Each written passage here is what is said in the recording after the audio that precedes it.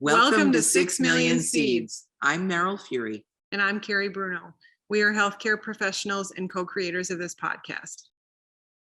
This episode is brought to you by The Beauty of Sunflowers. In this week's episode, we talk with Laurie Burhoe. Laurie currently resides in Maine and has lived there for over 40 years. She is an artist as well as a master gardener and master naturalist in the state of Maine. She also has extensive experience working with children in gardens and at one time was a public school instructor. She is also involved in Good Food for Bath, which is a collaborative network of nonprofits, schools, farmers, town governments, and volunteers working together to ensure local people are fed regardless of their circumstances. It is clear throughout the interview that Laurie is passionate about getting kids outdoors and in the garden. She uses gardening as a way to teach kids about math, science, health, the soil, and microorganisms.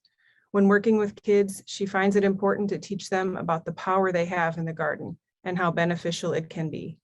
We hope this conversation inspires you to start a garden, plant some seeds, watch them grow, and maybe teach some children about it along the way. So starting off, can you tell us a little bit about what an average day looks like for you and what you do? When I am the garden job that I have, I'm called a garden coordinator for a local conservation land trust. So as part of their mission, they conserve farmland. And I'm a very small part of that with an education garden. They also have an education piece to their mission. So my job with them is seasonal and varies. The days would look very different between May and October. A typical day in May, when I have a lot of spring field trips, might look like arriving at the garden and setting up for perhaps about 4 to 5 groups coming back to the garden for an activity. So I would get early and prepare tools and all the things I would need, and kids would arrive by bus and get off the bus, and I would talk to them for a little while about why they were here, why were they at the garden, and then proceed to an activity, and which could look like anything. It could be community service. It could be planting seedlings that they brought with them, or direct seeding a bed, or if it was a fall field trip, maybe closing up a bed or cleaning up a bed or something like that. And then we would regroup, or if there was enough time for free time, the garden becomes a playground and they run around depending on their age, and then line up and get back on the bus. And what I try to incorporate into each field trip is a lot of questions to them about what they know and what they're going to learn. And every step that they take in the garden, you're trying to impart some kind of knowledge to them about what they're doing, and what they're looking at and what they're smelling, what they're feeling, either tactily or inside with emotional feelings, and we experience all of those things. So a kid who's coming to the garden, I would expect to learn a multitude of things, not only about themselves but about the plant world, in their community. That's what a day in the garden looks like. And then you have other days when you're not in the garden? There are days in the summer when the kids aren't in school, and I might have occasional workshops or summer programs. But a lot of the days would look like, well, for example, what Tuesday would look like is arriving at the garden half an hour early, and then expecting maybe 5 or 6 volunteers that I've wrangled to help me for the summer, and having about a 3-hour time period with them once a week at, weather permitting, having that time with them. And that could look like many different things too. It's mostly tending things that are growing, harvesting them, getting them to the, we have in our town about 4 sharing tables, we call them. And they are tables that are put up in public spots. And we put produce on them, and people can come and anonymously take what they need, which is a different experience than attending a food bank, which is very public. And it's some people don't want to do that, and they feel private. And so we have sharing tables, and some farms and my project contribute to those sharing tables every Wednesday. So and that goes, maybe, well, we having them all winter this year with some dry goods, but for the produce, it maybe would go April to October that we would be, and that's part of what the volunteers help me get produce to these tables or wherever it is happening to go. So Yeah. Huh. So what made you go into gardening? I started I guess it was about 13 years ago. I started volunteering with a friend of mine who was teaching, the culinary arts teacher at our local high school. And a piece to her program was she had a friend who donated a plot of land so that she could start a garden that would be part of her culinary program. So that's the farm to table program that she was kind of trying to hit on. And so I started volunteering. I mean, I always gardened a little bit, not very seriously. And my mom liked to garden with us when we were little, but and my sister was a fairly big gardener, but I hadn't really done too much. So I started volunteering. I just loved the program, working with her on the field trips, just being in the garden. It had a lot of issues in startup. And, I helped Emily to work out some of those issues. And, we pretty much had developed a partnership out of my initial volunteering. And then I started getting a stipend from the school to run the field trips there with Emily. And then Emily left for greener pastures. And I kept the program going for a while with the school, earning a stipend through the school, much like a coach would earn. And there came a time when the school wouldn't support that programming anymore. And so I approached the land trust that now heads the programming, and they were very interested. So, but during that time when I was volunteering and starting up, having a partnership with Emily, I went, our state has a cooperative extension program. And through that program, they offer a master gardeners volunteer program, which is about a 7-month program in which you earn a certificate. So I took that program, and then I learned a lot and just took it from there. And now I've taken a lot of workshops and stuff like that in the past 10 years, but now I know everything, so I know. You can stop now. You never stop figuring stuff out, especially where what? pests and things like that are concerned. But anyway, that was my journey to where I am now, which is coordinating the entire program. Right. So how big is the garden that you manage now? Let's see, I don't actually know in square feet, but I have 42 raised beds that are 4 by 16. I have 6 fruit trees, a shed and a greenhouse, and a wildflower area and a parking area.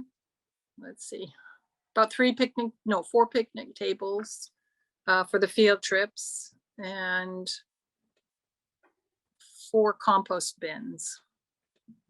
Yeah, That seems pretty sizable. Yeah. it is. Yeah, Wow. it's pretty Wow. big. Yeah. Have you ever calculated like how much produce you get out of there in a year, say? Last year donated 1,300 pounds. Wow. Nice. Yeah, I have to keep track of everything. So yes, I have the answer to that. That is amazing. That's amazing. So tell us some stories about kids going to the garden. What kind of things Yeah. do you see? Like, What kind of questions do they ask, or things are they interested in? Well, kids, the younger kids love to dig. So, I mean, the more you can give them to dig, actually be in the dirt, the better. And they do like to use the shovels and the tools. They ask a lot of questions about the insects that they see. And some of them are afraid of them. And, one of the goals is, by the time they leave the garden, for them to understand that they don't need to be. And that the insects have a function, a really important function, and not to kill them. And, I'll pick them up and hold them. Even, we often see spiders with egg sacs because they're in the dirt and we disturb them when we're digging. So they're really interested in that. And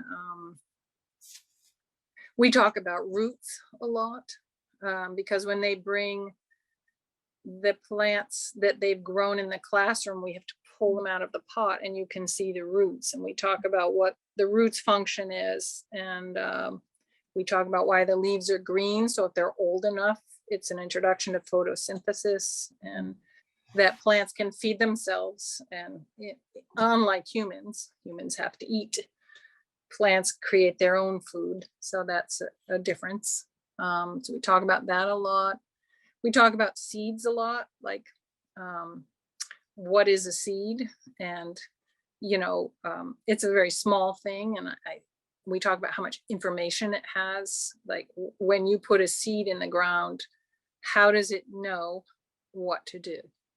How does it know it's supposed to grow into a pepper plant with peppers on it?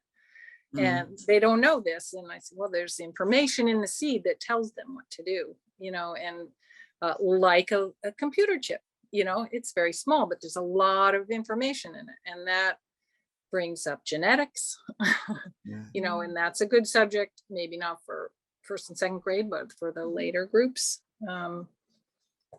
So I talk about that a lot. I talk about community service a lot, that's important to give back to your community. And that when they're at the garden, that's what they're doing. They're learning and they're having fun, but they're also servicing their community by providing, helping to provide food for people who are food insecure, which probably about half of the kids that I have there are. So they're hearing that and hearing it being respected. So there's that. Let's see, what else do we talk about? We had a really neat program going for a while between first and second grade where the kids would come as first graders in the fall and harvest sunflowers. And we would have big sunflowers about this big. So we would pull them apart and they would see all the parts of the plant when we did that. And then they would harvest the seeds. And everybody got to take some home and save the plant in their homes. But I told them we will be saving these seeds for the spring, and then the same group would come back in the spring and plant those seeds, and then the following year, the next group of first graders would come and harvest those seeds. So it was really a cycle. And, there were so many teaching moments in the sunflower seed project, seed saving, genetics, parts of the plant, just everything. Bees, why do we even plant them? And we do talk about bees a lot and why we need them, because I grow a lot of flowers at the garden as well. And sometimes kids come and plant them and I talk to them about why, this is not food, but why do we have this here? And And we talk about bees and why bees are important for pollination, what pollination is. The list goes on. I mean, you can talk about just about anything in a garden. There's all Yeah. factions of life in there. Right, right. So, I think about it. There's, like you said, there's not a lot of, or there are a lot of kids who don't get a chance to be near a garden or get their hands in the dirt, or they're like Yeah. freaked out by getting dirty or bugs or whatever. And there's so many Right. reasons not to, right? So many Yeah. kids are more inclined to be inside in front of a screen or something Yeah. like that. Yeah. What do you think is like something that kids could really benefit from knowing? Like if you could put it into one little crystal, something that kids could benefit from learning in a garden or knowing about gardening. Even if it's That's related to, like, it's a hard question to answer, but I think if this doesn't sound weird, I think what they can learn about themselves in the garden is the power that they have. mm, You can put a seed in the ground and you can control that and feed yourself with it. That you can do that, and it's not difficult if you know how. And even if you don't know how, you can learn how. It's not a mystery. So I think just it's empowering on some level, mm, um, because it's life-giving, I guess, or because it's a way of controlling quality of your life. I mhm. think kids can gain a lot too from watching a seed grow and then putting it in the ground and watch it grow big. Like with the sunflower project, these kids would come with little seedlings about this high, and I'd say, you need to come back in the summer with your parents because these plants are going to be as tall as I am or taller. And Mhm. that's just a big wow moment.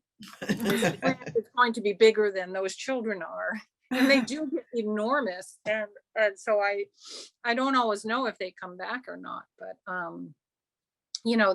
that's pretty amazing for a child to see. Oh, I started that, and look at this thing. I did that, and it's miraculous to them, and it is miraculous. I think that planting a seed is an act of faith, that is going to grow. And I think it still moves me every spring. I'm putting these seeds in the ground. It's just, and they are going to grow, and it just amazes me all the time that this can happen, and it does happen this way, accidentally or on purpose. Right. Yeah, so I guess those are the most important things. I also think when you're teaching a child anything and you take the time to be with them, they feel important. Yeah. I'm starting a program this spring we have in our town, it's called the Mid-Coast Youth Center, Mid-Coast Youth Center. And it's an after-school program that pretty much services at-risk kids. It has a skate park in it, and they usually serve a dinner every night. It's just a place where kids can go that maybe don't have a good home life, or their parents aren't home, or maybe they're even homeless. And it mainly serves middle school and high school kids. But I'm starting a program with them to grow some seedlings for our pumpkin patch, and that offshoot of that is they're going to build some raised gardens at their site, and I'm going to help them to grow some seedlings for that indoors for them to actually plant out there. And I just think this is a really good program. It gives me a chance to be with a small group of at-risk kids and give them attention and information and time outside, which they may or may not be getting, in their daily life. Yeah, just so programs can really function in that way for kids. Some of these garden programs can really be meaningful in that way too. Somebody's taking the time to show them something really important. Yeah, right, right. Yeah. And even if they did have some of those things that you just said, they probably don't have that access to that in a living, growing environment, right? There's something, like you said, really magical about being in a garden and Yeah. seeing what comes out of the earth. Yeah. Yeah. Yeah. It's integral in to us as humans, you know. Yeah. And it gets so overlooked. Tell us the story. You had a story you told me once about a kid pulling a carrot out of the dirt. Oh yeah. And this happened way more than once. They'll pull carrots out, which is very fun for them. It's carrots and potatoes are great fun for the kids because it's like you don't know what you're going to get till you take it out of the dirt. You can't see it. And carrots, kids are pulling out, and they, you know, look at this one. It's so tiny. It's so cute. Or look at this one. I have the biggest one of anybody, you know, and there's just so much excitement. But I often hear they'll pull it out and look at it and say, why is there dirt on it? Why is this dirty? They don't see carrots dirty. You know, when you buy them in the store, they're not dirty. They're scrubbed. And so it's an opportunity to say, well, you can't have that carrot without the dirt.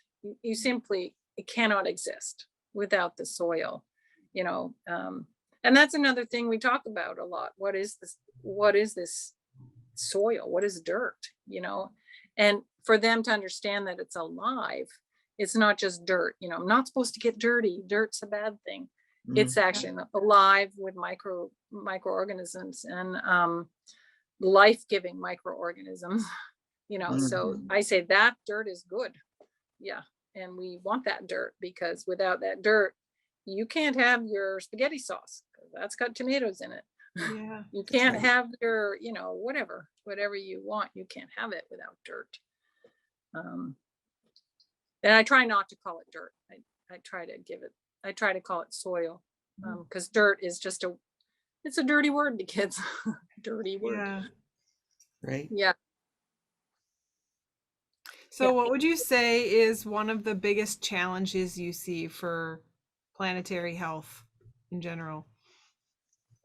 Well, I guess I go back to soil health, which we are damaging daily with agricultural practices we have in this country, not so much in other countries, but it's still in other countries as well. But, you know, we are killing our soil, and it's very hard. So it makes it difficult to grow without, when you have bad soil, you need to amend it with, well, to get it healthy again, you would amend it with manure and things like, and green, you know, green manure. But what is the least expensive choice would be fertilizers and pesticides. And then that just furthers the problem, and you degrade the soil. And people are starting to sort of wake up to better practices. But the other thing that happens in soil is it's a carbon sink, just like trees are, and which we need because we produce too much carbon, which is what causes the greenhouse gases. So what the planet is missing is places for that carbon to go and be productive. And soil is trees is one of the places it goes, but soil is the other place. So if we don't have healthy soil, the carbon can't pass through it and regenerate. So I think that is, for planet health, that would be soil and not killing off weeds and insects, because they have I don't want to sound too preachy, but everything works in conjunction, and the soil can't be healthy without insects and weeds. You know, the weeds turn in and compost in the soil. The insects aerate the soil and leave behind excrement and die in the soil. Also, insects and weeds attract pollinators and other insects, and then some mammals that eat the insects. So you need to have all of those things working together to keep the soil healthy. And So permaculture practices or organic practices, even organic can be problematic if you're growing the same product over and over again. So you have to leave soil to rest sometimes.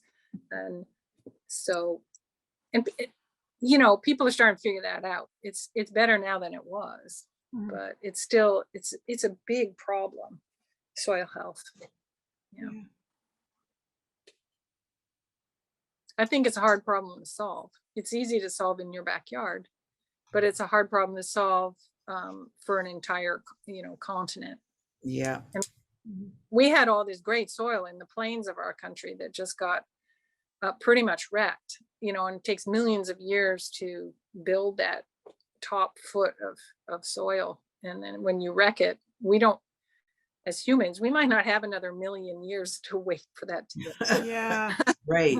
Well, in the meantime, people still want to eat, right? Yes, So right. in that, All the time. yes, Actually. those acres are valuable right now. So that's where we start dumping fertilizers and all that stuff in, right? To make it. Yeah, and there's a big movement called rewilding, and it's you know, it addresses this problem on that neighborhood level where, you know, instead of growing grass and dumping a lot of pesticides and fertilizers in there, just let it go. And you know, it's not going to look nice and green like we're used to with lawns and stuff. It'll look like a meadow or something like that, but it will be healthier because it will attract insects, and it will die back and compost and create, and, you know, keep building that layer, you know, don't rake your leaves kind of thing, because they break down and feed the soil by their degeneration. And so that the whole concept of rewilding can be sort of pushed on a personal level in people's gardens at home. And, you know, just every small step you take towards, you know, soil health is a small step. You know, if everybody did that, we'd change things dramatically. Golf courses are a huge problem, of course, because they need all flat, perfectly green, no weed kind of things. And the runoff of pesticides and fertilizers from golf courses is terrible. Yeah, I've heard that our largest crop actually in the United States is lawn grass. Yes. Yeah. And it isn't healthy. It's a monocrop. Right. And nobody can eat it either. You can't eat it. It doesn't carbon sink. Yeah. It has no function except to be, you know, make your yard look nice. But yards can look nice in a lot of ways, and we can change our minds about what looking nice is. Yes. Yeah. Thank goodness. Yeah, that is right? true. Yeah. Get rid of the grass. Yeah. Grow some wildflowers. So if there was one thing that our listeners or viewers need, like if there's one thing you were going to tell them, this is something you should do right now. If there's one thing they wanted to do to like make a difference with their own health, their kids' health, planet health, gardening, anything like that. Just one thing, what would you say? Purchase organic. And the reason I say that is because the food is, and organic isn't perfect, but at least you're getting less pesticides in your food. But more importantly, you're supporting organic farmers. And the more, I mean, money has power in that. As consumers, if we want organic, we have to buy it to tell the consuming, that, you know, the people who provide this stuff, that that's what we want to pay for. And organic costs more. It's hard to say this to people, but it's worth the extra pennies for if nothing else, the message it gives is like, I'll pay more for organic. Organic shouldn't cost more. I think it does because it's catch-all, but I mean, the word organic sounds like fancy, but yeah. So I think that's the most important thing we can do as consumers, is try to purchase organic anything, you know, and stay away from plastic. Yeah. Yeah. Right. both difficult things to do though, especially if you've got food insecure people on a budget. They can't afford organic. Right. Or we were talking to somebody the other day, actually this subject comes up periodically, when you have somebody who lives in a food desert. Yep. They can't get it. They can't. We were talking to somebody the other day who's in their community, people are shopping in gas stations. Yep. So they're getting a lot of processed, canned, bagged, boxed foods. And what isn't that is refined baked goods and hot dogs that are rolling on those hot dog rollers and Oh yeah. pizzas. Yeah. But they moved available in some areas. There was a movement, I don't know, 20 years back or so, to move all grocery stores into non-urban areas. So you had to drive to them. Before that, there were a lot of small grocery stores and people could afford to not have to drive to get good food. Right. So I guess that would be another thing, is to let's go back to making good food available. Farmers markets are great for that because usually they're local and they're in the town setting. The produce there is more expensive. Yes. We have a program now in our state where you can use food. It's not called food stamps anymore, but that SNAP. Yeah, and you can use it. Debit cards from SNAP to purchase at a discount at a farmer's market. So I don't know if that's popular or not. I don't know if people are taking advantage of it or not, but it's one nod to that, that knowledge that it's expensive and it's not everybody can afford it. Yeah. So tell us, what do you see as some bright spots? In school gardens? Sure. Or in the world? Sure. All of the above. Both. I am an internal optimist, and I'm not afraid of much. I think we're on, and I have a lot of people that disagree with me on this, but I think we're on very positive trends in this world towards knowledge about this kind of stuff. I think one of the most positive things that I've been reading a lot about lately is the fact that humans are starting to understand that they are part of nature, not separate from it. And that makes us better growers. If we're not stewards of the earth, but we're part of it and it's part of us, we take care of it, it takes care of us. Being stewards kind of complicates that relationship and distances you from it. But if you think yourself as part of it and part of your garden, and the food you eat becomes part of you, and then anyway, it's a big cycle. And I think humans are really starting to understand this, and I think that can have a positive influence on things like global warming, soil destruction, all those topics. So I think we're headed in a great direction. Yeah. Good. How's that for positive? That's good. Perfect. So if any of our audience or viewers want to learn more about what you're doing or get into contact with you, how should they do that?